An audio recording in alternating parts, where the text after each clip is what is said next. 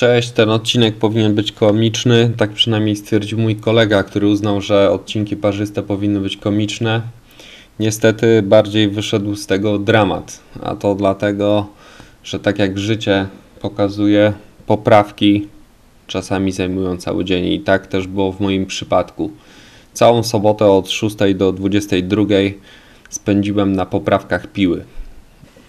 Zaczęło się niewinnie od przygotowania miejsca pod wpust w stole. To akurat miałem w planach, tyle że nie zamierzałem tego robić z nieodkręconą tarczą.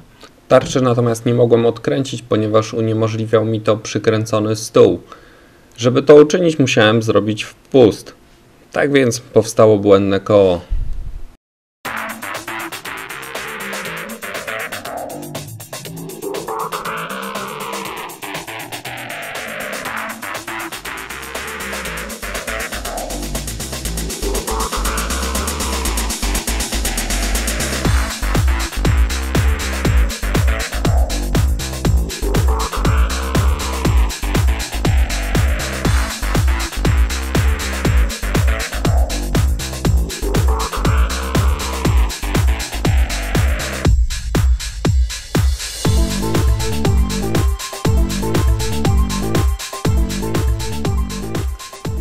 Podczas budowy stołu jako pomocy używałem tarczy o średnicy 25 cm. Natomiast zakupiona przeze mnie tarcza posiadała średnicę 35 cm. Przy tej średnicy ustawienie kąta 45 stopni stało się niemożliwe, ponieważ pręt od regulacji kąta zaczynał wchodzić w światło tarczy. Tak więc należało zmienić ustawienie kąta śruby. I tu napotkałem całą masę problemów. Zacząłem od przeniesienia jednego z przegubów. Niestety to nie pomagało. Musiałem zwiększyć więc również jego wysokość. Wtedy okazało się, że śruba zaczyna haczyć o silnik, więc ją obciąłem. Po obcięciu śruby okazało się, że przy kącie 45 stopni jest za krótka. Tak więc musiałem przygotować nową śrubę.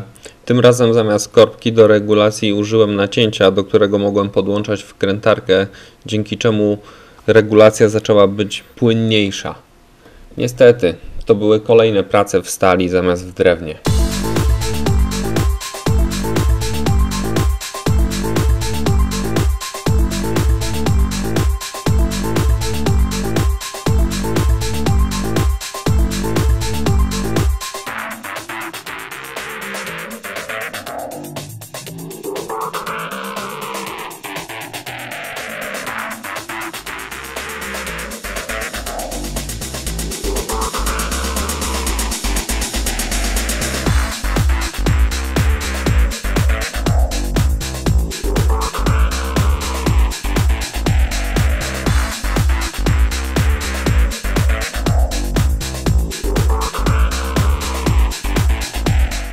Pod koniec prac na wysuw przymocowałem 20 cm pasek sklejki, dzięki czemu moja przestrzeń robocza stołu obecnie wynosi 100 na 120 cm przy złożonym wysuwie.